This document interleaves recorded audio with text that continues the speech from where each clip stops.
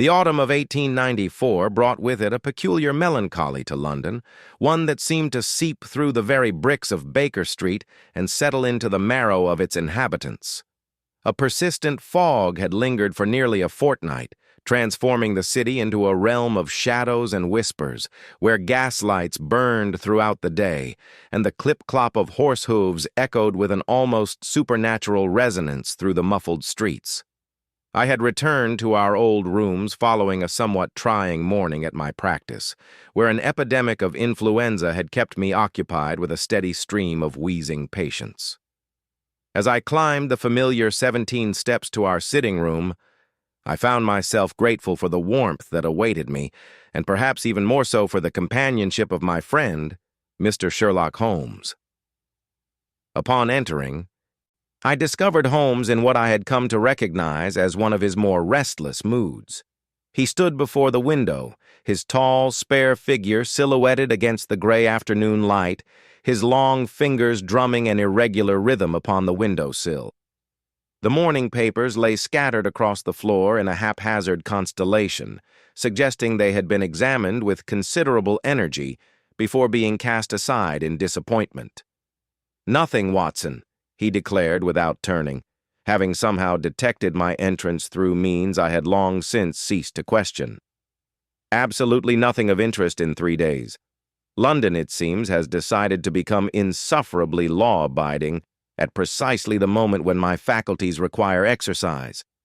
I settled into my chair with a sympathetic smile, for I knew well the dangers of Holmes's ennui. Perhaps you might consider it a blessing, Holmes. Surely the absence of crime is preferable to its presence." He wheeled about with that sudden, bird-like movement characteristic of him when animated. "Preferable for society, perhaps, Watson, but disastrous for the individual mind that requires stimulation as a violin requires tuning.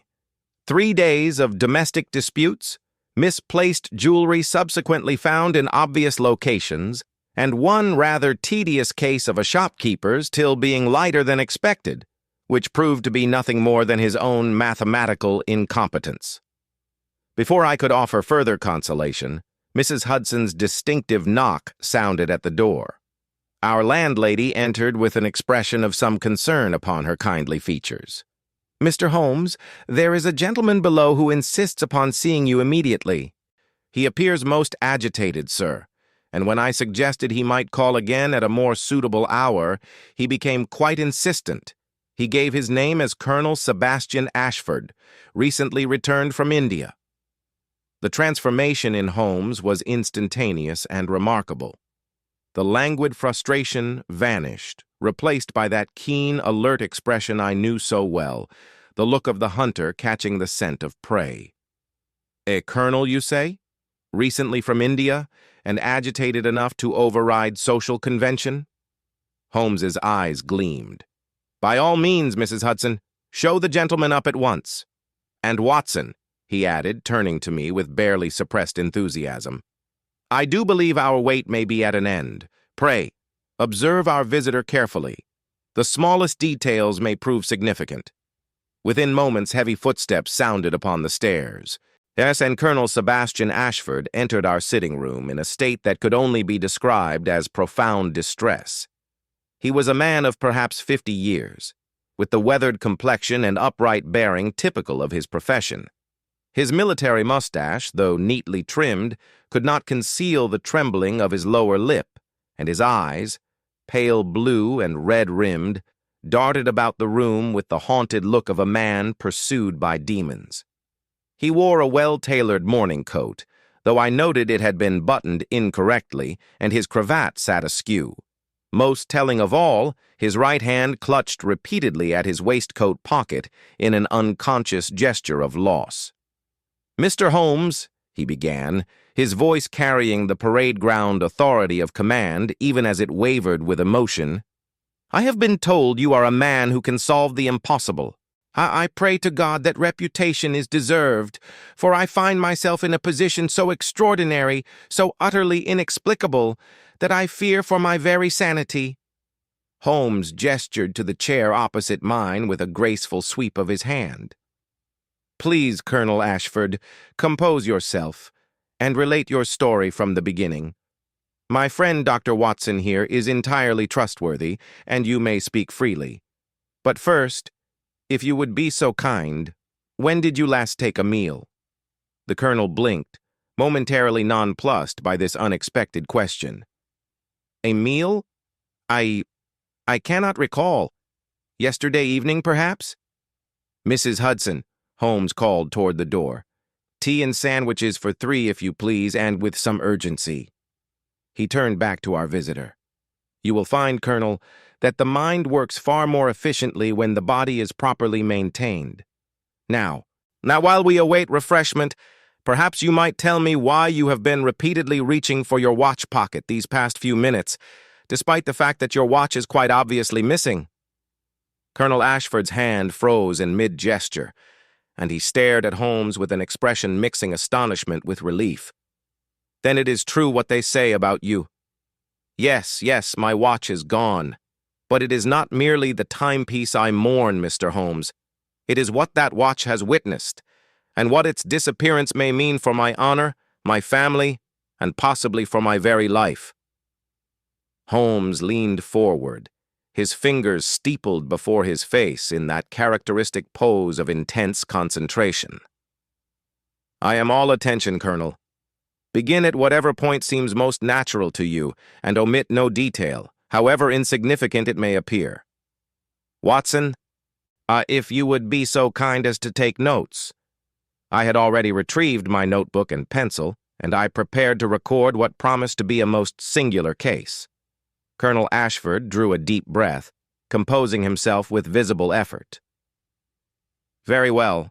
I returned to England 6 weeks ago after 23 years of service in India, most recently in Rajasthan, where I commanded a garrison at Jaipur. I returned not by choice, Mr. Holmes, but because of my health. The physicians diagnosed a recurring fever and advised me that continued exposure to the climate would prove fatal." He paused as Mrs. Hudson entered with a well-laden tray, and Holmes insisted the colonel take some sustenance before continuing. As he ate, color began to return to his face, and his narrative resumed with greater steadiness. "Upon my return, I took rooms at the Marlborough Club, where I have been living while I arrange my affairs. You see, I have a married daughter in Hampshire, my only child, and I had hoped to find a suitable residence nearby. But 3 days ago, everything changed." "In what manner?" Holmes prompted, his eyes never leaving the colonel's face. "I received a letter, Mr. Holmes, an anonymous letter containing information about events that occurred in India, events that were known to only 3 people, and 2 of them are dead." His voice dropped to barely above a whisper. The letter was a blackmail demand. £20,000, or the information would be disclosed to the authorities and to the newspapers. The scandal would destroy my daughter's position in society and likely result in my own court-martial in absentia. Holmes's eyebrows rose fractionally. A serious matter indeed, and the nature of these events?" The colonel's face had gone gray again. "I cannot speak of them in detail, Mr. Holmes, not even to you.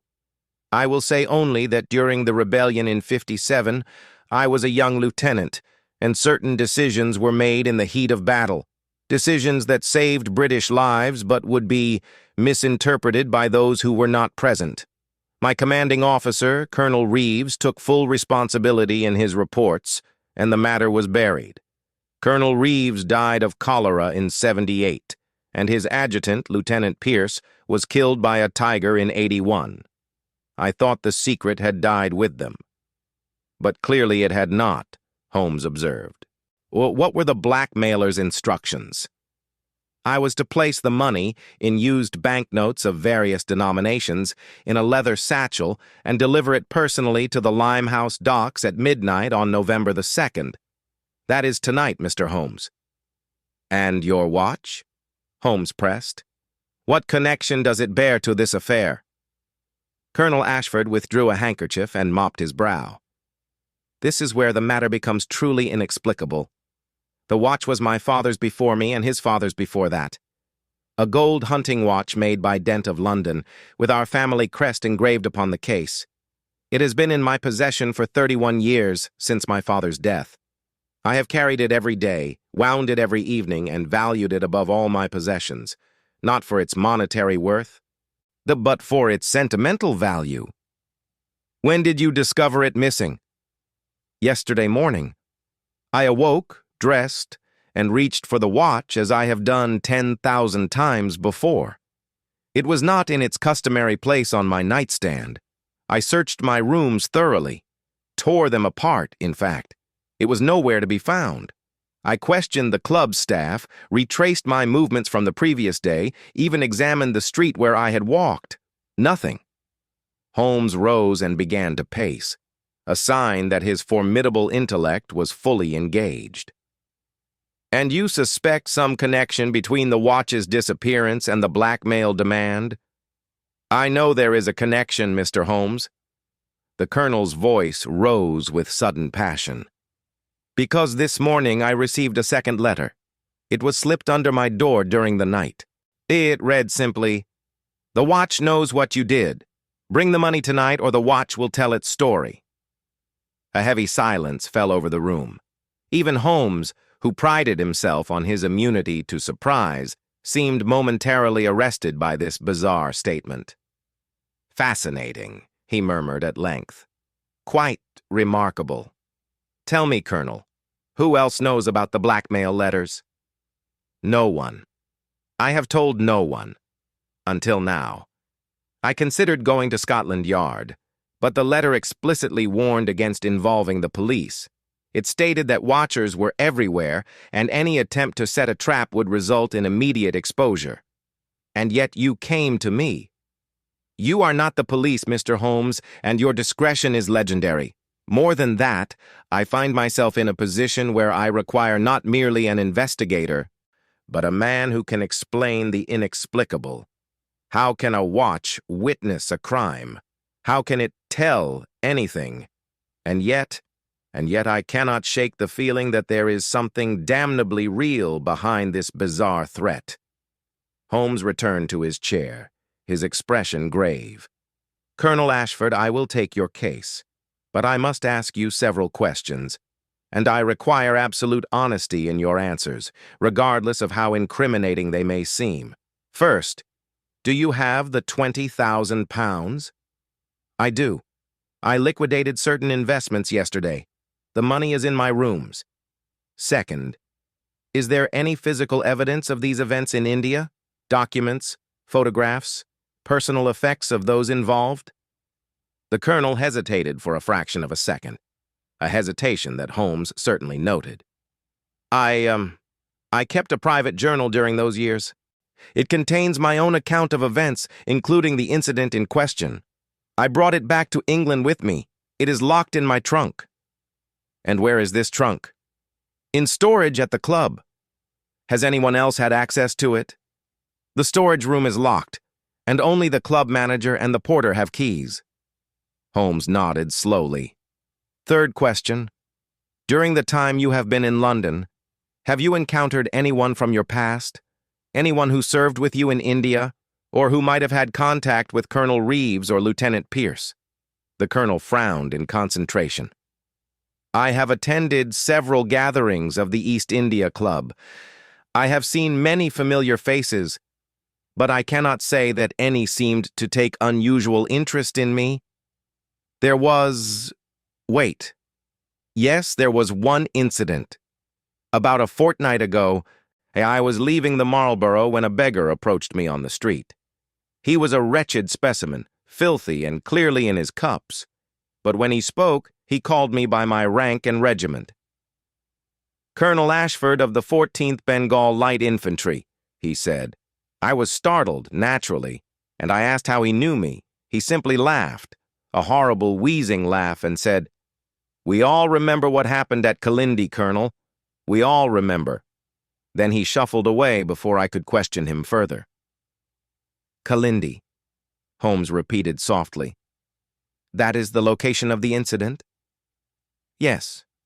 A small village, strategically insignificant, but it became significant in other ways." "And you did not think to mention this encounter immediately?" The colonel flushed. I assumed it was merely an old soldier, perhaps someone who served in the region. There are thousands of veterans in London, many reduced to begging. I gave it no more thought until the first blackmail letter arrived. Holmes rose again, his face set with determination. Very well, Colonel. Here is what we shall do. Watson and I will accompany you to your club, where I will examine your rooms and this trunk containing your journal. Then we must visit the Limehouse docks before nightfall to survey the location where the exchange is to take place. You will keep your appointment tonight. Holmes, I interjected, unable to contain myself. Surely you cannot mean for the colonel to deliver £20,000 to a blackmailer? Oh, he will deliver a package, Watson. But its contents will be determined by what we discover this afternoon. Now, Colonel Ashford, have you the 2 blackmail letters with you? I do. He produced them from his inner pocket with trembling fingers. Holmes examined them with his magnifying lens, holding them up to the light, sniffing the paper, and studying every aspect with minute attention. I watched as his eyes narrowed, and I detected the slight smile that indicated he had found something of interest. Interesting. Most interesting. The paper is of common quality, available at any stationer's. The hand that penned these is educated but deliberately disguised. Note the occasional flourish that creeps in despite efforts at concealment. The ink is ordinary, but there is a faint odor of, yes, camphor and tobacco. The second letter was folded differently from the first, and most tellingly, there is a barely visible smudge here, on the corner of the second letter. If I am not mistaken, it is rouge, theatrical rouge, Watson, unless I miss my guess entirely. Theatrical rouge? The colonel repeated. What can that possibly signify? It may signify everything, or it may signify nothing. That is what we must determine. Holmes handed the letters back with care. One more question before we depart. Your watch. Did it possess any unusual features? A hidden compartment, perhaps? An inscription beyond the family crest? Colonel Ashford's expression grew thoughtful. Now that you mention it, yes. The watch contained a small daguerreotype of my late wife in a concealed compartment behind the face. One had to remove the back case and release a catch. I had nearly forgotten about it. I have not opened it in years. Also, inscribed inside the back case were the words, Tempus omnia revelate, time reveals all things. My grandfather had it engraved when the watch was made. Time reveals all things, Holmes repeated, a strange light entering his eyes. How philosophically appropriate. Come, gentlemen, the game, as they say, is afoot. We have much to accomplish before midnight, and I have a suspicion that this case is far more complex than it first appears. Colonel Ashford, you may have hope. I believe your watch will indeed reveal its secrets, but not in the manner your blackmailer intends. As we prepared to depart, I caught Holmes's eye, and he gave me that peculiar look that indicated he had already formed preliminary theories. Whatever his thoughts, he kept them to himself as we descended to the street. And where the autumn fog swirled about us like a living thing, and somewhere in its gray embrace, a blackmailer waited with a stolen watch and a dangerous secret.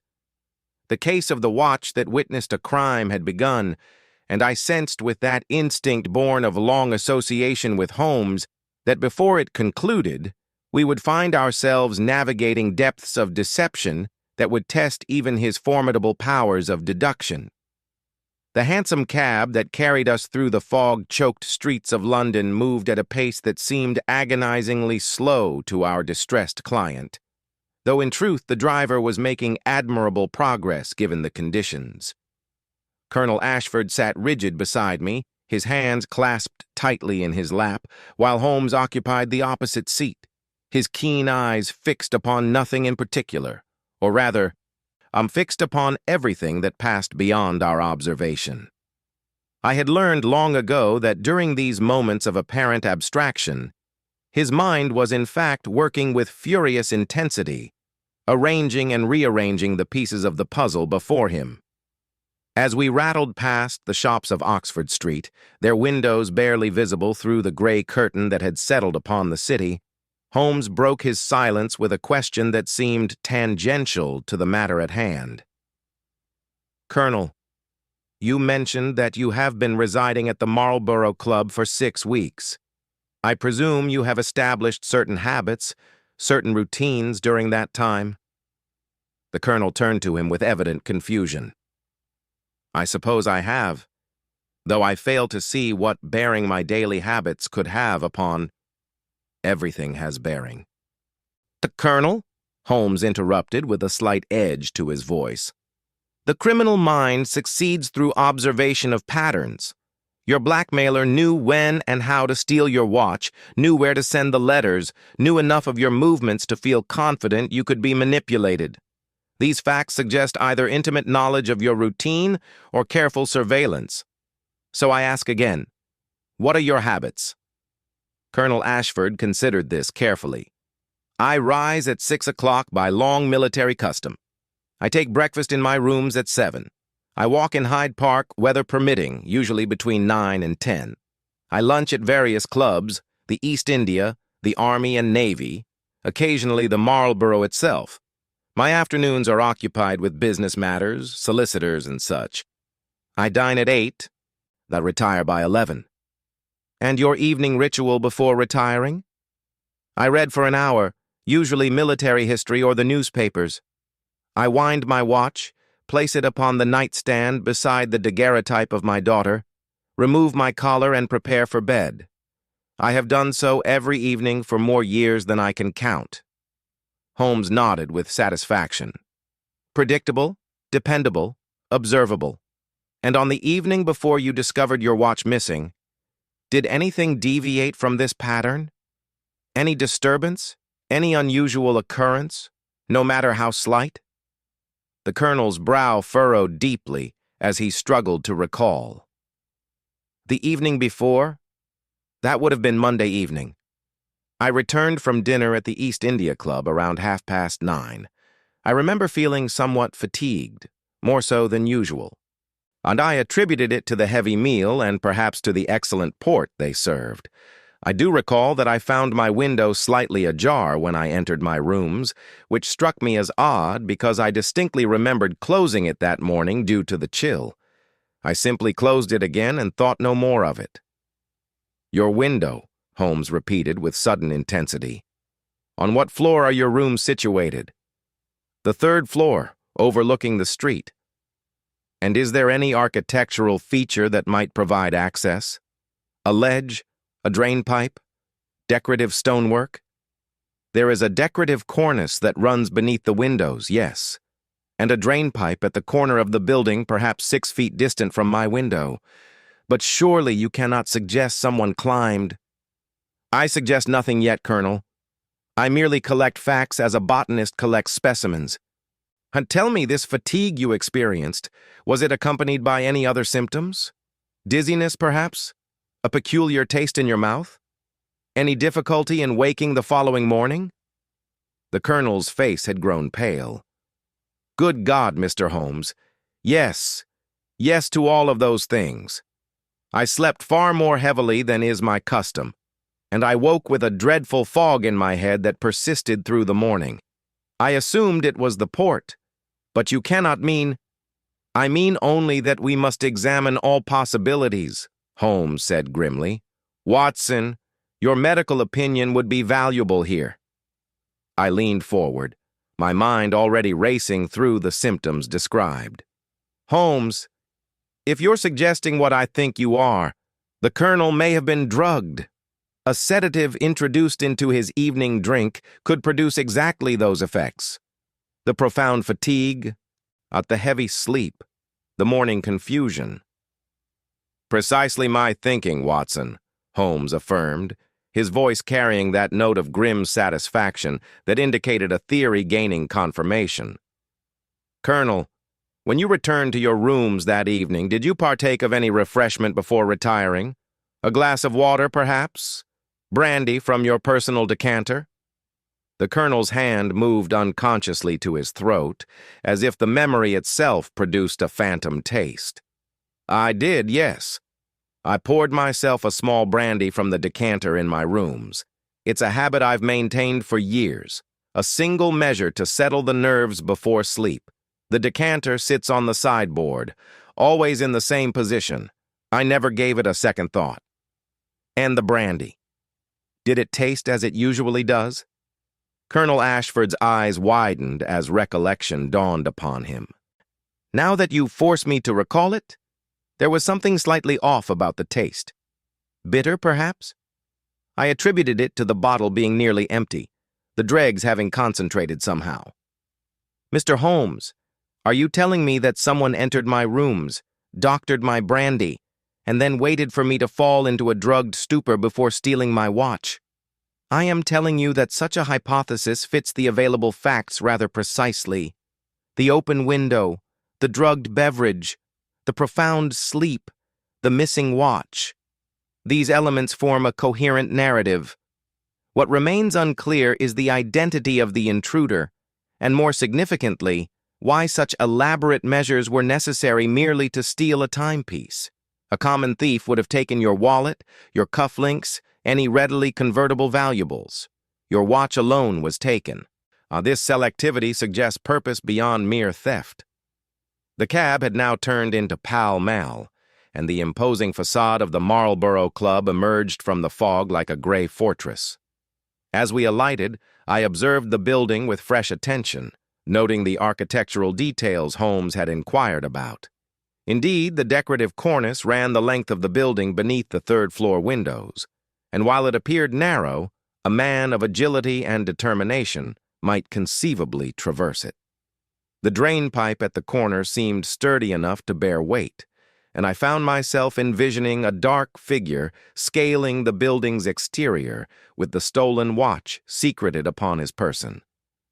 Colonel Ashford led us through the club's entrance, where a porter with magnificent whiskers greeted him with familiar deference.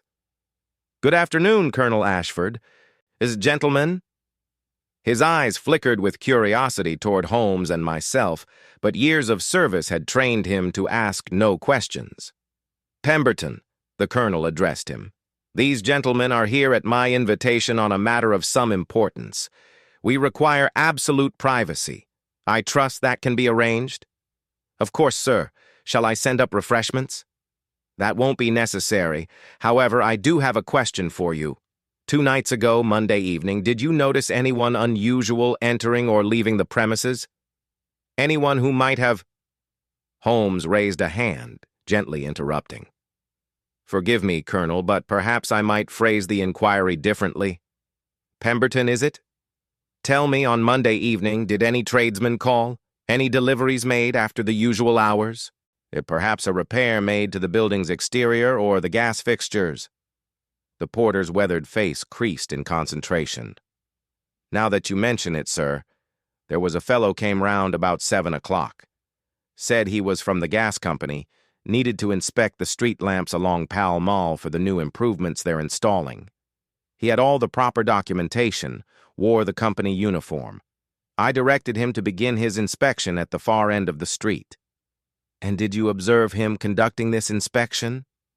"I saw him at the lamp nearest the corner, sir, working with his tools. After that, I was called away to attend to a member's carriage, and I confess I didn't notice when he departed. Is there some problem?" Holmes's smile was thin and cold. "Possibly a very significant problem, Pemberton. Tell me, did this inspector carry a ladder or any means of reaching elevated positions?" "He did, sir. A collapsible ladder strapped to his back and a tool satchel. Standard equipment for the work, I assumed." "Of course you did. One final question. Have you ever seen this particular inspector before or since?" "No, sir. But then, the gas company sends different men depending on the work required. I couldn't say I'd recognize them all."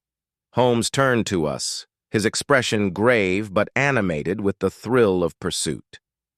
"Our thief grows more resourceful by the moment," Holmes observed quietly as we ascended the broad staircase toward the 3rd floor. "A gas inspector provides perfect cover.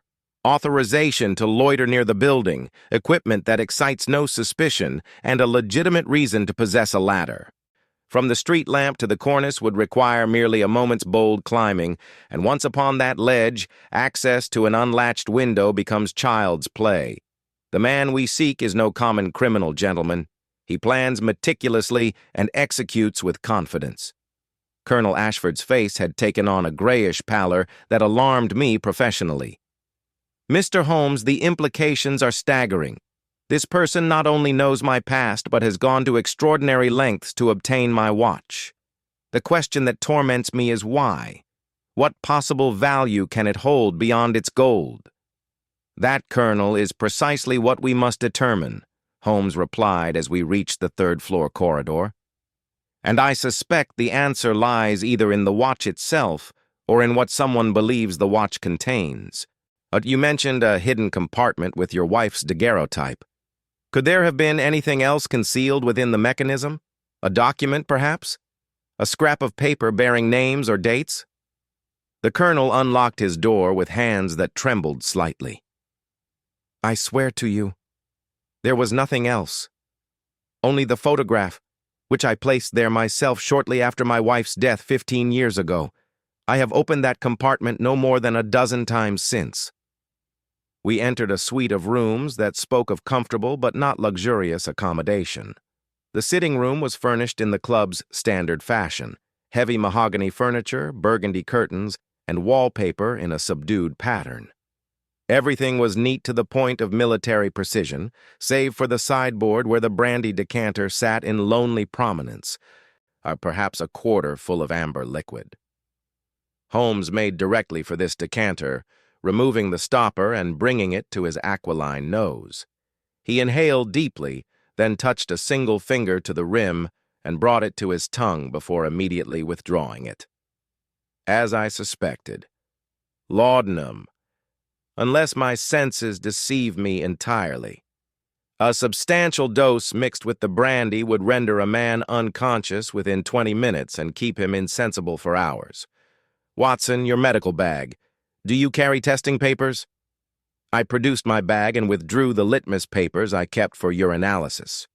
Holmes took them eagerly and performed a series of rapid tests on the remaining brandy, his movements precise and practiced. Conclusive, he announced after a moment. Your brandy was definitely adulterated, Colonel. This bottle must be preserved as evidence. Now, show me the window through which our gas inspector made his entrance. The colonel led us to his bedroom, a spartanly furnished chamber dominated by a narrow bed that would not have been out of place in a barracks. The window overlooked Pall Mall, and when Holmes threw it open, the cold, fog-laden air rushed in along with the muted sounds of street traffic below.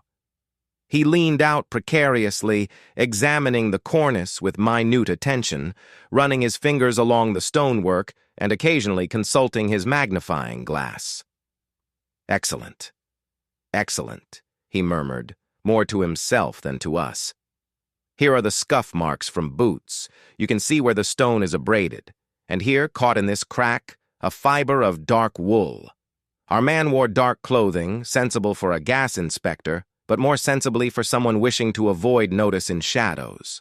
The cornice is perhaps 8 inches wide, sufficient for a man with steady nerves and good balance. From here to the drain pipe is, as you estimated, approximately 6 feet. A dangerous traverse, certainly, but far from impossible for someone with experience. He withdrew from the window and turned his attention to the room itself, his eyes sweeping across every surface with that peculiar intensity that seemed to penetrate beyond the visible into the realm of significance. Where did you keep the watch overnight, Colonel? You mentioned it was placed on your nightstand. Always in the same spot, just there beside the lamp. I would set it down, wind it one final time, and place it face up so I might see the time if I woke during the night. Holmes examined the nightstand with his glass, then the floor surrounding it, then the bed itself. But his investigation was thorough to the point of obsession, examining angles and surfaces that seemed to hold no particular significance to my untrained eye. At one point, he dropped to his knees and peered beneath the bed frame, emerging moments later with a triumphant expression and something pinched between his thumb and forefinger. An object so small I could barely discern it from where I stood. "Watson, your glass, if you please," he requested, and I handed him my own magnifying lens. He studied his discovery with such absorption that neither the colonel nor I dared interrupt. Finally, he rose to his feet and displayed his finding upon his open palm. It appeared to be nothing more than a tiny fragment of metal, no larger than a grain of rice, with a peculiar golden sheen. Gentlemen, observe this carefully. It is a fragment of gold leaf. The sort used in the finer aspects of watch repair and decoration. More significantly, it is fresh. There is no tarnish, no accumulation of dust. It has been here no more than 2 or 3 days at the absolute most.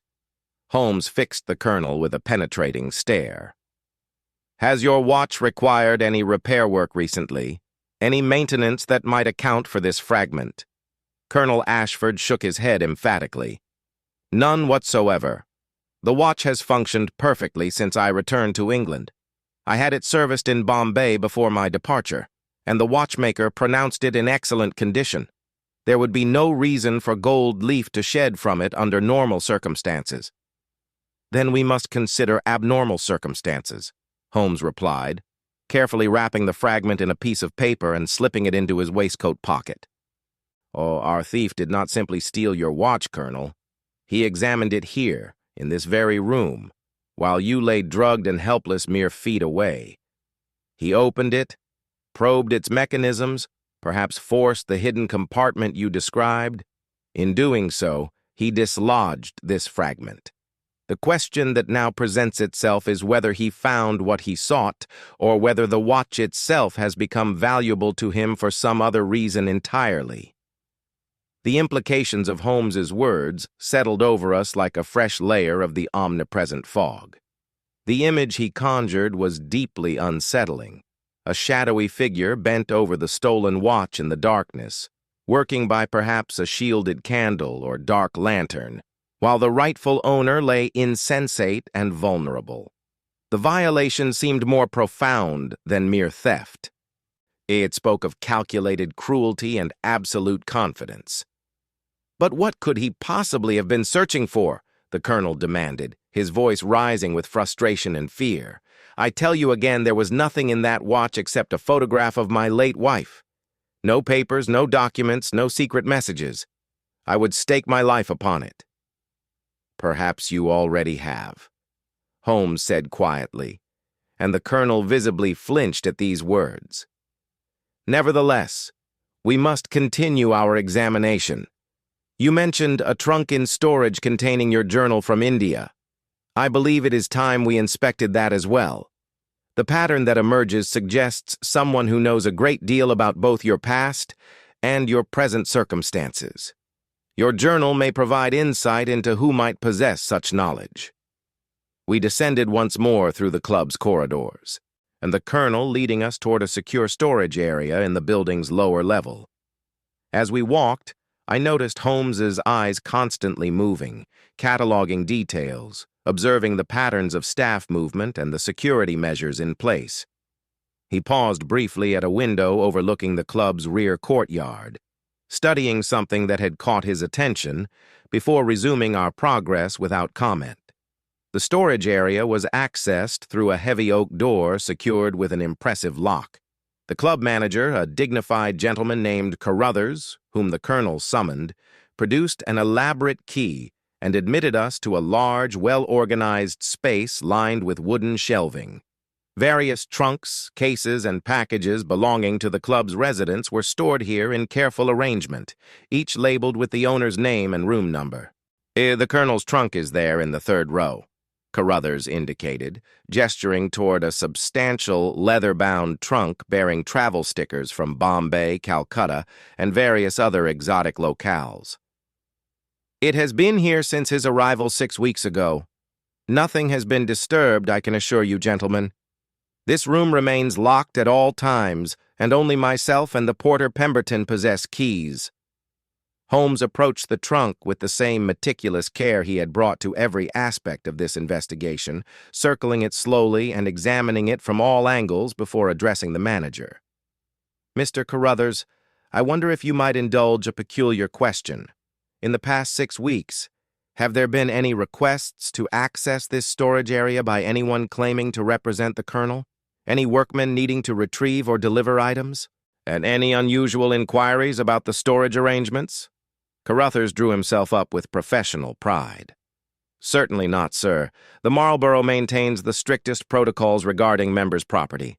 No one enters this room without explicit authorization from the member in question and one of the 2 key holders present. I can assure you that no such request has been made." "And yet," Holmes murmured, kneeling beside the trunk and producing his magnifying glass once more, "security is only as robust as its weakest point, and human nature provides many such points." He was examining the lock mechanism with intense concentration, his long fingers tracing the metal with a delicacy that suggested he was reading some invisible text. "Colonel Ashford, when did you last open this trunk?" "Not since I placed it here upon my arrival. I saw no reason to disturb it until I had secured permanent lodgings." "Why do you ask?" Holmes did not answer immediately. Instead, he withdrew a slender metal instrument from his pocket, one of those curious tools he employed for purposes I only partially understood, and inserted it carefully into the lock. After a moment's manipulation, the lock clicked open, though the Colonel had not provided his key. Holmes's face was grim as he looked up at us. "Because, gentlemen, this lock has been picked, and relatively recently. You see here these fresh scratches around the keyhole? They are characteristic of forced entry by someone with moderate skill but insufficient finesse. A professional locksmith would leave no such marks, but an amateur with determination and perhaps some practice could achieve access with these telltale signs remaining. Mr. Carruthers, I suggest your security has been compromised despite your admirable confidence in its integrity." The manager's face had gone pale with shock and indignation, but before he could protest, Colonel Ashford stepped forward and threw open the trunk's lid. We all leaned in to examine the contents, which appeared at first glance to be undisturbed. Neatly folded uniforms, personal effects wrapped in tissue, a collection of books, and various memorabilia from a long military career. The Colonel began removing items with increasing agitation, placing them on the floor beside the trunk until he reached the bottom layer. "My God," he whispered, his hands frozen in mid-motion. "The journal. It's gone." Where a leather-bound volume should have rested, secured by straps that now lay unfastened and empty, where there was nothing but the trunk's lined interior. The Colonel's hands moved frantically through the remaining items, as if the journal might somehow have been displaced, but the search was futile. The journal containing his account of the events at Kalindi, the very document that could corroborate or condemn the blackmailer's accusations, had been stolen. Holmes sat back on his heels, his expression distant and contemplative. The picture grows clearer, though no less troubling. Our adversary is remarkably thorough. He has taken both the watch and the journal, the personal and the documentary evidence of your past. He has violated your private space twice, demonstrating both boldness and capability. Yet he has not simply exposed you or sold this information to the highest bidder. Instead, he engages in this elaborate blackmail scheme.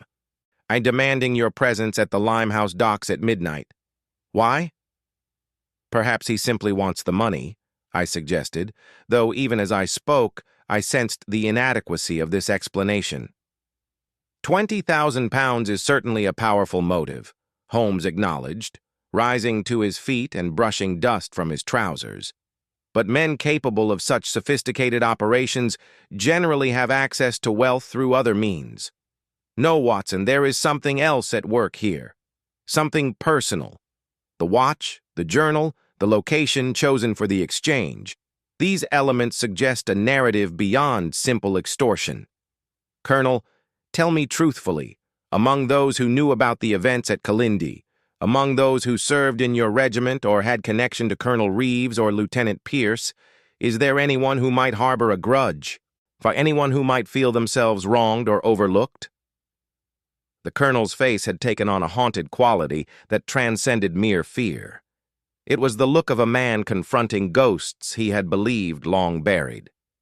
He sank onto a nearby packing crate, his military bearing momentarily abandoned, and pressed his hands to his temples as if attempting to squeeze forth memories he had spent decades trying to suppress. There were many who might have felt wronged, he said at last, his voice barely above a whisper. The action at Kalindi it was not clean, Mr. Holmes. War never is, but this particular engagement left scars that went beyond the physical. We had received intelligence that rebel forces were using the village as a staging ground for attacks on British supply lines.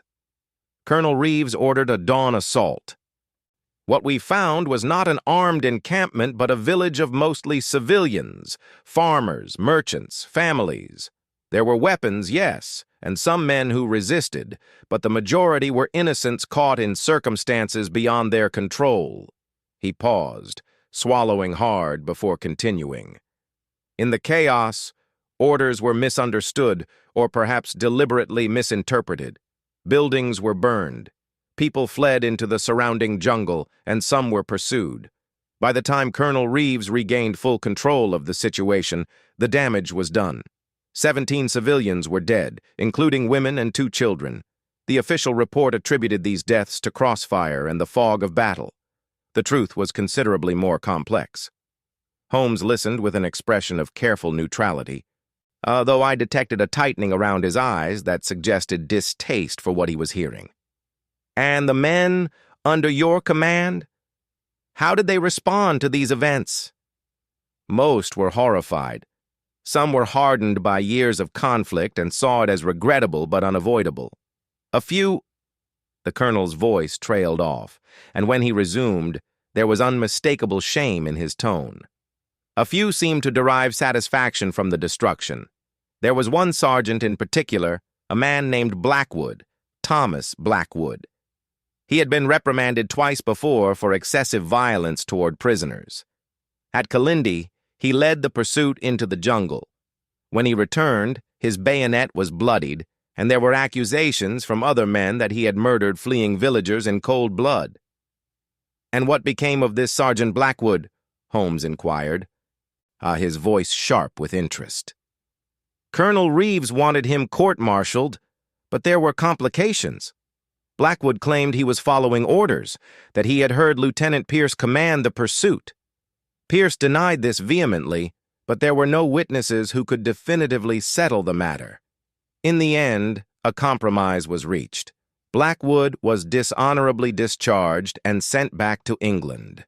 The incident was documented in my journal, along with my own observations that Blackwood had acted with malicious intent beyond any reasonable interpretation of military necessity. Holmes began pacing the narrow confines of the storage room, his movements quick and agitated. Now we approach something resembling a motive. A man dishonorably discharged, his reputation destroyed, his military career ended in disgrace. Such a man might indeed harbor resentment sufficient to pursue revenge decades later. Tell me, Colonel, what became of Blackwood after his discharge? Did you maintain any knowledge of his whereabouts or circumstances?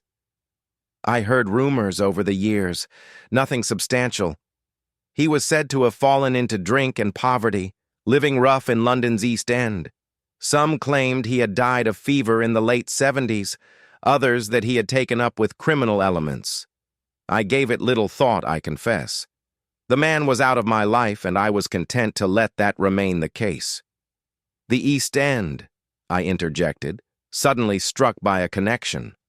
Holmes, the beggar who accosted the colonel outside the club, the one who mentioned Kalindi by name. Could that have been Blackwood himself? I surveying his intended victim? An astute observation, Watson.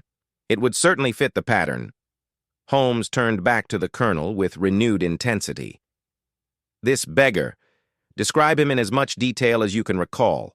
Height, build, distinguishing features, the quality of his voice, anything that registered upon your memory."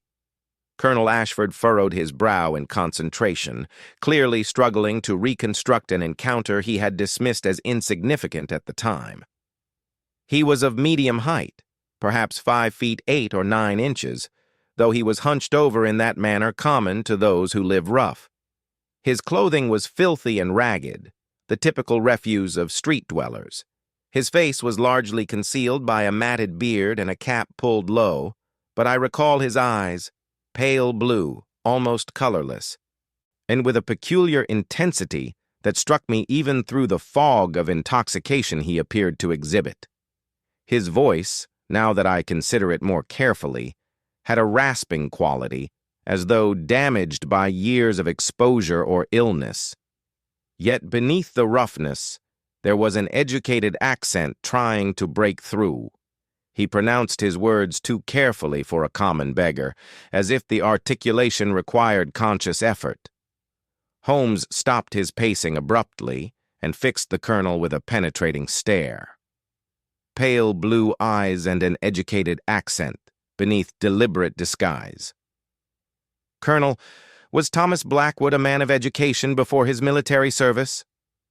"He was the son of a country vicar, I believe, and had received some schooling before financial difficulties forced him to enlist. He could read and write competently, which was why he had risen to the rank of sergeant despite his disciplinary problems. A clever man, Mr. Holmes, but with a streak of cruelty that his intelligence only made more dangerous."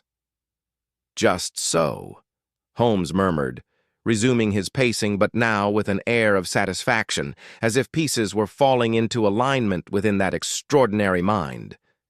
"We are dealing with an intelligent adversary who has nursed his grievance for nearly 40 years. Time enough to plan meticulously, to gather resources, to wait for the perfect moment. Your return to England provided that moment, Colonel. He has been watching you, studying your habits, identifying your vulnerabilities. The watch, the journal, these are not merely tools of blackmail, but symbols of your past being quite literally stolen from you. Mr. Carruthers, you who had been standing in mortified silence throughout these revelations, finally found his voice. Gentlemen, I must insist on understanding how this breach of our security occurred. If someone has obtained unauthorized access to our storage area, the membership must be informed. The club's reputation will suffer far greater damage if you act precipitously," Holmes interrupted with uncharacteristic sharpness. "Mr. Carruthers, I require your absolute discretion for the next 12 hours. Say nothing to anyone about this discovery. Continue your normal operations as if nothing were amiss. The man we seek is bold and well-informed. If he learns that we have uncovered his theft of the journal, he may abandon his scheme entirely, and with it our opportunity to apprehend him. Do I have your word?" The manager hesitated, clearly torn between professional duty and the authority that Holmes naturally commanded. Finally, he nodded reluctantly. "You have it, sir, though I do so against my better judgment. 12 hours, no more." "That will suffice. Colonel Ashford, we must depart immediately. There are several matters requiring attention before tonight's appointment at Limehouse, and the afternoon is already advancing. Watson, you will accompany us, of course. I suspect this evening's activities may require both your steady nerve and your medical expertise." As we prepared to leave the storage room, I noticed Holmes pause to examine the door's lock mechanism with the same minute attention he had given the trunk. His expression grew darker still, and he produced from his pocket a small notebook in which he scribbled several quick observations. Whatever he saw there clearly reinforced his theories, though he chose to keep his conclusions to himself for the moment. We emerged once more into the fog-shrouded afternoon, the gray light having diminished even further as evening approached prematurely. The colonel appeared to have aged years in the span of hours, the weight of resurrected guilt and present danger bowing his shoulders despite his military training. As we climbed back into the waiting hansom, Holmes gave the driver an address in Whitechapel that caused even that weather-beaten veteran of London's streets to raise his eyebrows in surprise. "Holmes," I ventured as we lurched into motion, "surely we're not going into the East End at this hour. The fog will make those streets positively treacherous, and we have the Limehouse appointment to prepare for." "Precisely why we must go now, Watson. If Thomas Blackwood has indeed been living in the East End these past decades, there may be those who know him, who can provide confirmation of his survival, and perhaps insight into his current circumstances. We have a name, a description, and a motive. What we require now is confirmation, and if fortune favors us, a glimpse into the mind of our adversary, before we confront him on his chosen ground." The journey eastward carried us through a London that seemed to exist in layers, each district peeling away the veneer of civilization until we found ourselves in streets where poverty and desperation hung as thick as the fog itself. The grand facades of Pall Mall gave way to the commercial bustle of the city, which in turn dissolved into the cramped warrens of Whitechapel, where narrow lanes twisted between buildings that leaned toward one another like conspirators sharing secrets. Here, the fog was not merely atmospheric, but seemed almost predatory, carrying with it the smells of the Thames, of coal smoke, of humanity packed too closely together in conditions that defied both comfort and dignity. Holmes directed our driver to halt before a public house called the Soldier's Rest, an establishment whose peeling paint and cracked windows suggested its patronage came from those for whom rest was more necessity than luxury. As we alighted, I saw the colonel's face register recognition mixed with distaste. "I know this place," he said quietly. "It's where discharged soldiers gather, men who left the service under various circumstances, and not all of them honorable. I came here once, years ago, searching for a former corporal who had served under me and fallen on hard times. The atmosphere was unwelcoming to officers." "Then perhaps it would be wise for you to wait in the cab," Holmes suggested, though his tone made it clear this was less suggestion than instruction. "Watson and I will make inquiries. Your presence might inhibit the sort of frank conversation we require, and there's no sense in alerting Blackwood's associates, if he has any, that we're taking an interest in him." The colonel began to protest, but Holmes was already striding toward the public house entrance, and I hurried to follow, leaving our client to fume in the relative safety of the hansom. The interior of the Soldier's Rest was dim, even at this afternoon hour, illuminated by gas lamps that seemed to produce more shadow than light. The air was thick with tobacco smoke and the sour smell of cheap gin. Perhaps a dozen men occupied the space, most hunched over their drinks in attitudes of profound dejection, though a few looked up as we entered, their eyes registering the instant calculation of men accustomed to assessing potential threats or opportunities. Holmes approached the bar with the confidence of a man entirely at ease in any circumstance, though I knew his aristocratic bearing and expensive clothing marked him as thoroughly foreign to this environment. The barkeeper, a massive individual with the flattened nose of a former pugilist, regarded us with undisguised suspicion. "We don't serve gentlemen here," he said flatly, and his thick hands never ceasing their mechanical polishing of a glass that appeared beyond redemption. "You want drinks and conversation? There's clubs in the West End for your sort." Holmes placed a half-sovereign on the scarred wooden bar, and the coin gleamed in the dim light like a small sun. "I'm seeking information about a former patron, a man who may have frequented this establishment over the past years. His name is Thomas Blackwood, dishonorably discharged from the 14th Bengal Light Infantry in 1857. Medium height, pale blue eyes, educated speech despite rough circumstances. I'm willing to pay generously for reliable information about his current whereabouts." The barkeeper's eyes had fixed on the coin with an intensity that suggested such sums rarely crossed his bar.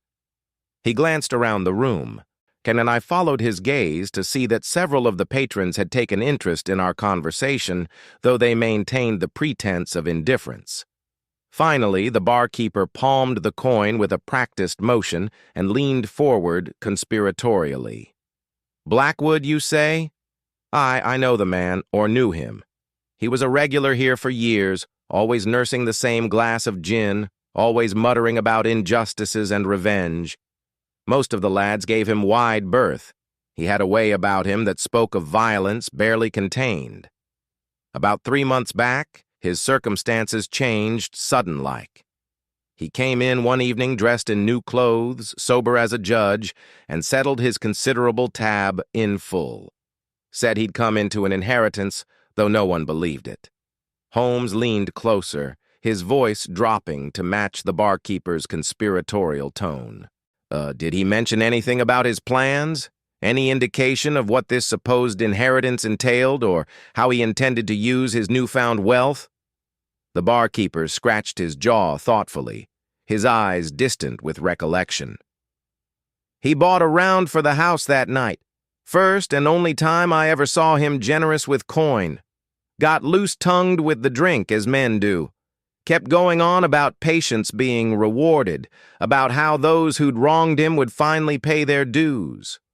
Said something peculiar I remember clear as day. Time reveals all things, and some things are better revealed slowly, with proper ceremony." Then he laughed, this cold laugh that made my blood run chill, and he left. Haven't seen him since, though I heard he'd taken lodging somewhere more respectable. Did anyone here maintain closer association with him? And someone who might know his current address?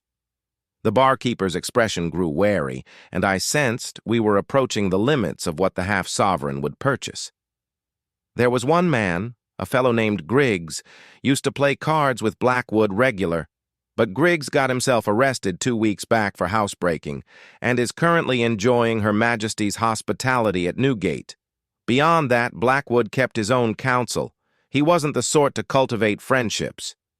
Holmes produced another coin, this time a full sovereign that gleamed even more brilliantly than its predecessor. "One final question, and this is worth careful consideration before you answer. Did Blackwood ever speak of specific individuals he blamed for his misfortunes? Names, ranks, regiments?" The barkeeper's hand moved toward the coin, but stopped short, and his face troubled. "Look here, sir. I don't know what Blackwood's done or what you're after, but I'll tell you this much for free. That man's dangerous. Not dangerous in the way of a common thug who'll knife you for your purse. Dangerous in the way of a man who's been planning something so long it's become his whole reason for living. He talked about a colonel, never gave a name, but you could hear the hatred in every word. Said this colonel had stolen his honor, his future, everything that mattered. Said he'd been watching and waiting, and when the time was right, he'd take everything from the colonel in return. Not just kill him, mind you, but destroy him piece by piece, make him suffer as Blackwood had suffered." The words hung in the smoke-filled air like a curse, and I felt a chill that had nothing to do with the November weather. And Holmes's face had gone very still, that peculiar stillness that indicated his mind was racing through implications and possibilities at tremendous speed. He placed the sovereign on the bar and stepped back. "You've been most helpful. If Blackwood should happen to return, I trust you'll send word immediately to 221B Baker Street. There will be further compensation for timely information." He produced one of his cards and laid it beside the coin. "One more thing.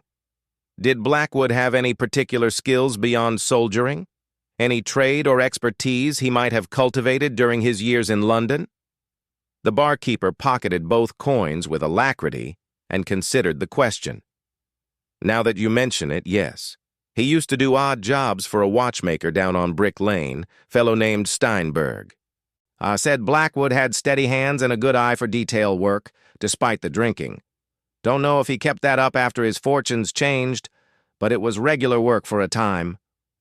Holmes's reaction was immediate and electric. His eyes blazed with sudden comprehension, and he gripped my arm with startling force. "A watchmaker, Watson! Of course! The pieces align at last!" He turned back to the barkeeper with barely contained excitement. "This watchmaker, Steinberg, Is his shop still operating? Far as I know, sir. Number 47 Brick Lane, can't miss it. Has a clock in the window, stopped at 3:30. We departed. The soldiers' rest with considerably more urgency than we'd entered, Holmes practically dragging me toward the cab where Colonel Ashford waited with visible anxiety. And the fog had thickened further during our brief time inside, and the street lamps were being lit early, their feeble glow creating isolated islands of visibility in the gathering darkness. "Holmes, what is it?" I demanded as we climbed aboard. "What significance does Blackwood's work with a watchmaker hold?" "Everything, Watson. It explains the watch, the hidden compartment, the careful examination in the Colonel's room. Now, generate the final section of the story, ensuring a satisfying resolution. Maintain the logical progression of clues and character arcs, delivering the final reveal smoothly while keeping the ending impactful and true to the detective's style. Blackwood didn't simply steal the watch for its monetary value or even for the photograph it contained. He stole it because he has the skills to manipulate it, how to transform it into something else entirely, perhaps even into evidence of crimes that never occurred, or worse, into a device that serves his revenge in ways we have not yet fully comprehended. Holmes rapped sharply on the roof of the cab. "Driver, Brick Lane with all possible speed, then on to Limehouse Docks. We have precious little time, and much depends on what we discover." The Colonel, who had been listening with mounting alarm, found his voice at last. "Mr. Holmes, are you suggesting that Blackwood has somehow altered my father's watch? For what conceivable purpose?" "That is precisely what we must determine, and quickly. But consider, Colonel, a man with watchmaking skills possesses intimate knowledge of mechanisms, of hidden spaces within intricate devices, of ways to conceal or reveal information through mechanical means. At your watch's inscription, Tempus Omnia Revelat, time reveals all things. What if Blackwood intends to make that inscription literal? What if he has transformed your treasured heirloom into a mechanism of revelation, one that will expose your secrets at a time and place of his choosing?" The journey to Brick Lane was agonizingly slow despite our driver's best efforts, the fog having transformed traffic into a crawling parade of shadow and confusion. When we finally arrived at number 47, we found a narrow shopfront squeezed between a pawnbroker and a tobacconist, its window indeed displaying a clock frozen at 3:30, as if time itself had given up on this particular establishment. The shop was dark, and a sign hanging inside the door proclaimed it closed. Holmes wasted no time on conventional entry, and he examined the lock briefly with his tools, and within seconds we were inside, the bell above the door giving a plaintive jingle that seemed absurdly loud in the silent street. Holmes immediately struck a match and located a gas lamp, bringing wan illumination to a space crammed with the instruments and detritus of the watchmaker's trade. Workbenches lined the walls, covered with tools of bewildering variety and purpose. Dozens of timepieces in various states of disassembly hung from hooks or lay scattered across surfaces, their exposed mechanisms like the organs of mechanical creatures undergoing vivisection. "Search quickly but carefully," Holmes commanded. "We're looking for any indication of Blackwood's presence here, any work he may have done on the Colonel's watch, any plans or preparations that might reveal his ultimate intentions. Watson, check those drawers. Colonel, examine the workbenches for anything that bears your family crest or resembles your watch's distinctive features." We set to our task with desperate energy, pulling open drawers, examining papers and receipts, searching through boxes of components and tools. The shop had the musty smell of old metal and oil, and everywhere I looked I saw the measured progress of time made manifest in springs and gears and delicate balances. It was Colonel Ashford who made the crucial discovery, his voice sharp with recognition as he called us to a workbench in the rear corner of the shop. "Here! Good God! Here it is!" We rushed to his side and found ourselves staring at a sight that chilled me to my core. Laid out on the workbench with almost surgical precision were the disassembled components of what could only be the Colonel's watch. The golden case lay open, revealing its inner workings in devastating detail. But it was not merely disassembled. It had been modified, altered in ways that became apparent as Holmes bent over it with his glass. "Extraordinary," he breathed, his fingers hovering over the mechanism without quite touching it. "Blackwood has installed additional components within the watch's housing. See here, Watson, this small cylinder of wax attached to the mainspring assembly, and here, this reservoir of what appears to be mercury connected to the timing mechanism. This is not merely a watch anymore, it has been transformed into something far more sinister." "But what does it do?" the Colonel demanded, his voice trembling. "What has he done to my father's watch?" Holmes straightened, his face grave. "If I'm not mistaken, and I rarely am in such matters, Blackwood has created a time-delayed incendiary device.